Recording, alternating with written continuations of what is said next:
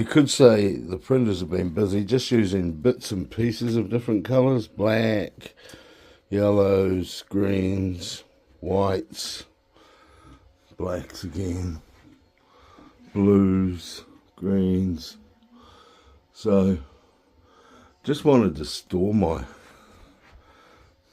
stuff a bit better. So these are my brand new rolls. I try to keep 2 blue, 2 green. I've only got one and a bit green, but once this one runs, well, I normally have one on because we've got them on blue, red, black, white. So, you know, we're doing a job. That's for tomorrow. But yeah, these stands really, really solid.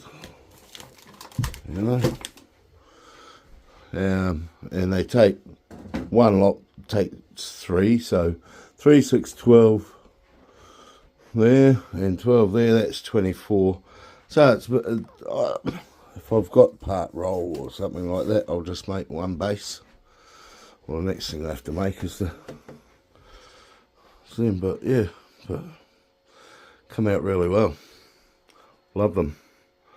And they are on Maker World, and the guy who done them, I just like to thank him. He's made a great job of making them, because yeah, they're bloody solid as. So cool.